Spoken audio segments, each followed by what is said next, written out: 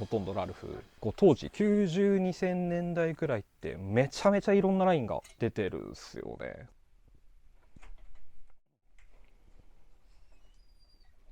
こんにちは。よろしくお願いします。代々木上原のスナックという名の古着屋をやってる、オーナーの応答です。よろしくお願いします。そのスナックっていうのが、スナック菓子から一応取って、もう結構近年古着とかが高くなってる中、僕なりに価格帯もちょっと抑えめで出してるので、スナック菓子感覚で見ていただけるようにっていうのと、キャッチーさで一応スナックっていう名前にしてます。なんかこれっていうのはやっぱ中学生ぐらい、その部活でバスケやってて、その NBA とか見始めて、当時ヒップホップだったりとかに僕もちょっとハマって、ちょっと b ボーイファッションみたいなのがかっこいいってなって、そっからが目覚めですかね。それこそここの壁にかかってるこの、アイバーソンのやつとかも、当時僕が中学生の時に、小遣い貯めて、もう当時の本当スーパースターでファッションアイコンでもある選手だったんですけど、これとかはもう今結構人気で、特にこの2000年代スター選手とかの今こういうバスケのユニフォームとかアイテムとかはちょっと今高騰してきちゃってたり、結構これに食いついてくれるお客さんとかも多いんで、すげえいいきっかけにはなってますかね。商品なんですけど、一応こっちから壁に向かってレディースのものがメインで、今の時期だとシャツ、スウェット、ジャケットとかワンピース、パンツ、スカートっていう感じで、真ん中はここは主にメンズ、結構シーズンのものを置くことが多いですかね。個人的に好きなのがこれとかは旬な多分ちょっと短丈の身幅ゆったりめのやつですけど、警察官とかのジャケットなんですね。多分ここに当時の所属のワッペン貼ったり、これは多分今でもちょっと現行でなんか普通に、ブランドまでいかないですけど新品でポンって売っててもおかしくないようなシルエットとデザインかなっていうので、この辺は個人的にも好きっすね。もう王道の軍物とかよりちょっと外れてる感じがニッチでよかったり、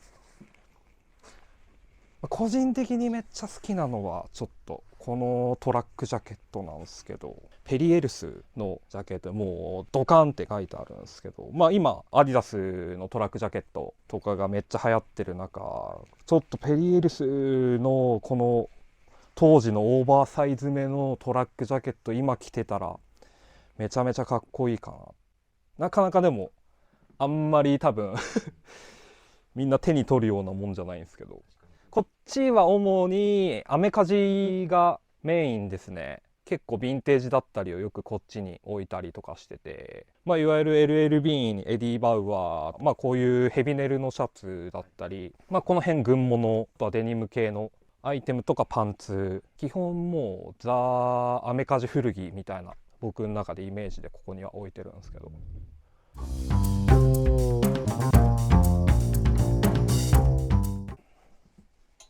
この辺一帯がもうほとんどラルフ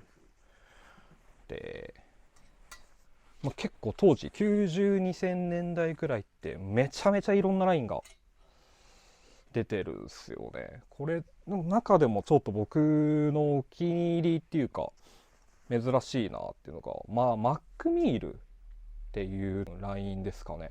まずコットン55のナイロン45っていうのもちょっとなかなかラルフのシャツで、だいたい綿100とかが多いですけどっていうのと、普通にクラシックなボタンダウンのタイプでポニーロゴが一応ついてはいるんですけど、ポケット付きっていうのもちょっと珍しいなっていうのがあって、あとはもう断然このマチがついてる結構ヴィンテージシャツでよくあるディテールなんですけど、プラスあとこの襟裏の3点止め、そうですね、123でこれで3点止めってよく呼ばれるんですけど、これはちょっと僕は初めて見たシリーズっすね、マックミールって。近年よく見るこっちがブレイクってよく見るシリーズの綿100のこれがもうめちゃめちゃベーシックなボタンダウンの、ポニーロゴ刺繍でポケットはないしっていうのが、まあ、近年よく見るラインですかね。多分はいはいはい、いろんな方が、まあ、古着屋でラルフ見るとこれのタグをよく見ると思うんですけど、でブレイクは結構個人的にパターンチェックのパターンがめちゃめちゃかっこいいのが多いなっていう。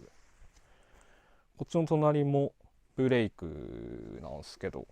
これはこれでまた印象が変わる、ちょっとブラックウォッチ風にパープルのチェックがアクセントになって、もうこれはもう全然現行で出ててもかっこいいなっていう。でもオールドのラルフっていうのがまた L なんですけど全然でかい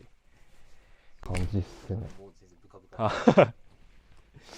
なんでまあ、サイズはすげえでかいんですけど、ブレイクは結構チェックパターンが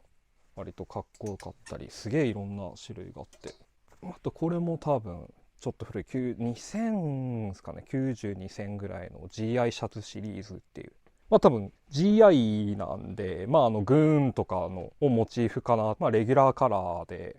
フラップもよくユーティリティとかで使うようなちょっと角張ったフラップがついてて、ディテール的にはでもブレイクとかとすごい似てますね。身幅ゆったりで、まあ、着丈も長いしちょっと大きめに、でもロゴなしの、まあ、良くも悪くもラルフっぽくない、ちょっとずつシリーズによって違うものがめちゃめちゃ多いんですよね、この年代のやつは。ラルフの、シャツ欲しいっていう方は結構気にかけて見てみると面白いかなっていうのは。まあ、シンプルに僕が思う古着の良さっていうのは、まあ、まず第一に安いっていうのが、まあ、店のコンセプトでもそうなんですけど、既製品だったり新品に比べて安いっていうのは最大の僕の中で魅力で、まあ、あと今ブランドとかその洋服屋さんが出してるのの大体元になってるのはほとんど古着がベースで、そこからどうこういじられて作られるかっていうので、まあ、よく言う元ネタっていうのがやっぱ古着が多かったりするんで、特に洋服好きな人は大概古着にはたどり着くかなっていうのもあるんで、